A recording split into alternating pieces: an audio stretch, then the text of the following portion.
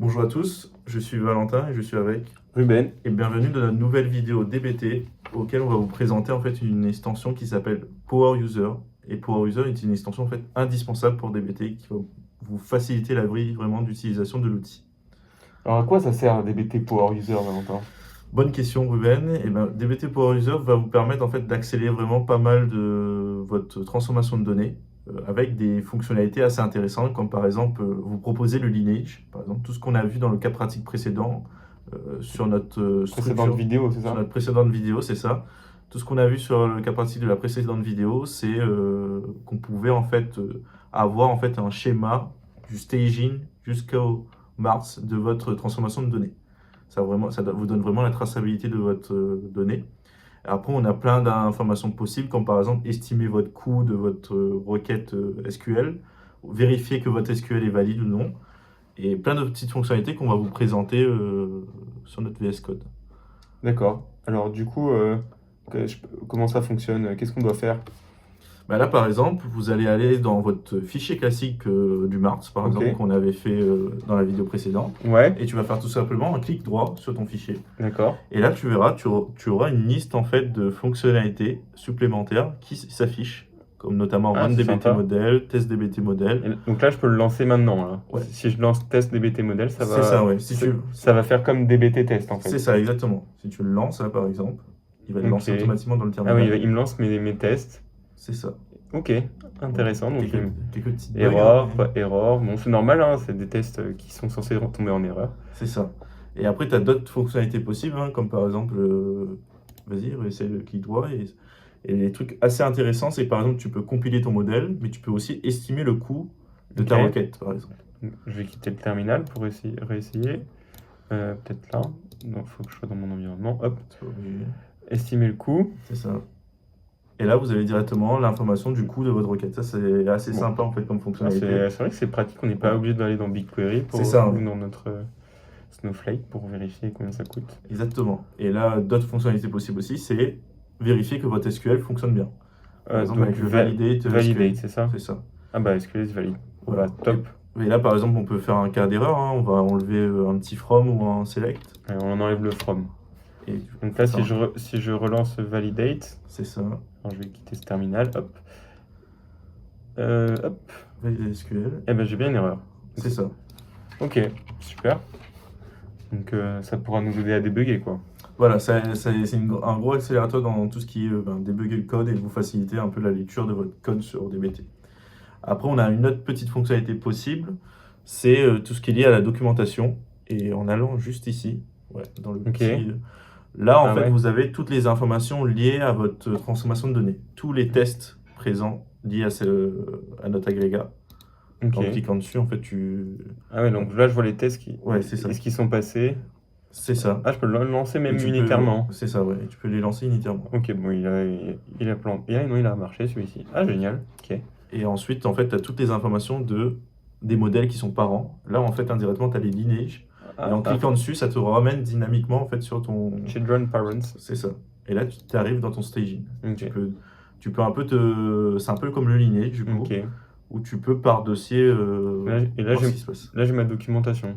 Et là, tu as ta documentation, exactement. Là, c'est la documentation qu'on a réalisée, si on peut montrer assez rapidement, Dans le schéma. dans le schéma, oui, dans le YAML.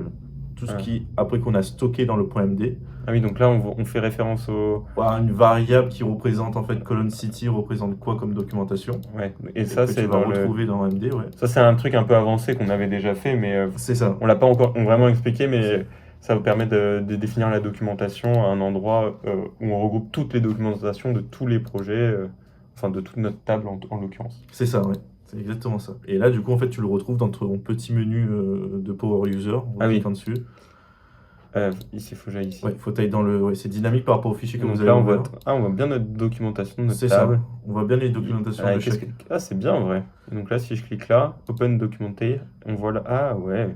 Exactement. Et donc là, c'est quoi, là? Je suis arrivé où, en fait? Là, tu es arrivé, en fait, dans l'éditeur de documentation.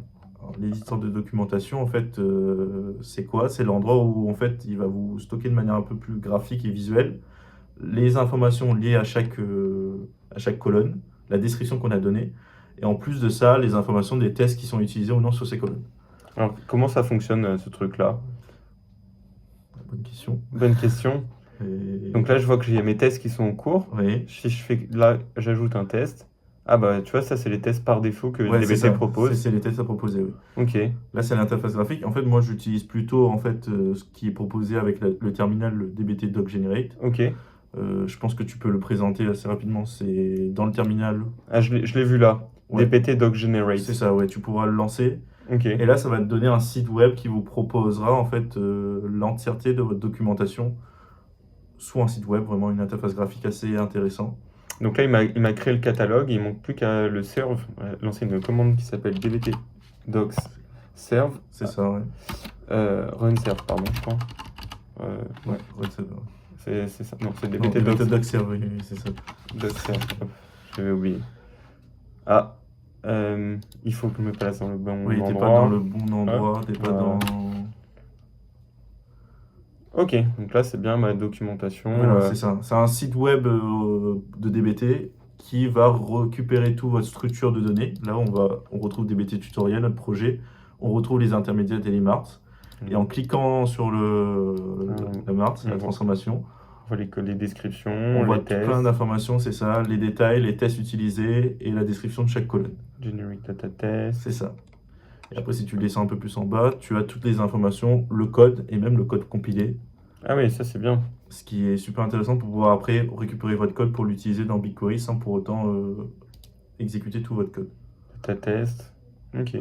Bah, après, c'est un peu bizarre. On aurait pu s'attendre à ce que à Bike Share Yarn Station ID, ils mettent un test. Non, ici peut-être. Et il dit qu'il y a pas. Il dit qu'il y a. Ah, peut-être pas mis. nombre station. Ah oui, c'est parce qu'on fait un count ici, donc il Ouais, c'est ça, affiche ouais, pas. on n'a pas mis, oui, c'est juste les uniques keys, Ok. je crois, dans l'autre. Ok, c'est pour ça. C'est ça. Ok, donc on a de la documentation surtout. C'est ça, C'est ouais. plutôt propre. Et ça peut se partager ce fichier document aux autres. Ah bah oui, vu que c'est en localhost, on peut le partager à plein de gens. Bah, en fait, un data analyst peut réutiliser pour refaire son doc serve, pardon. Mais après, oui, il y a un système, c'est en localhost, du coup, tu dois en fait publier à un moment ton site web pour pouvoir être utilisé par d'autres personnes de ta boîte, par exemple. Ok. Voilà. Bon, après, il faut l'héberger sur un serveur, etc. C'est ça, exactement. Après, si je clique là, je vois mon test. Ok. C'est ça. Bon, on le représentera peut-être dans une prochaine vidéo, comment en fait publier ce site en serveur web hébergé. Ouais, dans une prochaine vidéo peut-être. Ouais, c'est ça. Ok, donc super intéressant. Du coup, là, on a un peu tout vu. Et on n'a pas vu, je crois qu'il y a le lineage aussi. On avait regardé ça la Ouais, on dernière avait fois. présenté sur la dernière vidéo, oui, effectivement, en fait, ça, ce qu'on vous propose en fait en lineage dans le terminal, c'est une fonctionnalité liée à Power User, justement. Là, on retrouve, comme on avait fait notre cas pratique d'une précédente vidéo, nos 3 couches, staging, intermediate et mart. Ouais. Et là, en fait, en cliquant dessus, vous voyez aussi que vous avez le menu de Power User qui se développe automatiquement. Donc là, j'ai cliqué sur Et détail. là, tu as cliqué sur détail, oui, et tu as la description de On retrouve ce qu'on avait dans DBT Doc Generate en fait. C'est ça, oui. Ok. C'est exactement c'est une autre interface plus orientée dans le terminal qui va vous permettre de regarder rapidement les descriptions de votre donnée. Bah, c'est super bien, hein, super pratique. Donc là, des informations, bon, j'imagine. Ok, très intéressant. Qu'est-ce que t'en penses, toi? Tu l'utilises au quotidien? Ben, c'est pour moi une extension essentielle dans l'utilisation de DBT, notamment pour le lineage. Le lineage qui va vous permettre vraiment Toi, de... tu utilises beaucoup la Bah, fonctionnalité lineage? Ben, c'est un peu la philosophie de DBT de bien modulariser votre code, votre transformation de données, et bien le grouper en fait en blocs. Et avec le lineage, en fait, ça vous permet vraiment assez facilement après de débugger votre code. Alors, surtout en plus, on peut s'y retrouver facilement. On clique là, hop, on arrive Ouais, au c'est bon ça, endroit. c'est ça, oui. On n'a plus des sous-requêtes, de sous-requêtes, des sous-requêtes dans un gros fichier Ah oui, on SQL. débug fichier C'est par ça. fichier, quoi. C'est ça, exactement. Voilà. Bon, bah, super. Bah, Super. merci à toi, Valentin, pour ces explications. Et puis, j'espère que la vidéo vous aura plu. On se retrouve pour une prochaine vidéo DBT. Si ça vous a plu et que vous soutenez ces vidéos, n'hésitez pas à vous abonner et à lâcher un petit pouce bleu. Salut, salut. À la prochaine!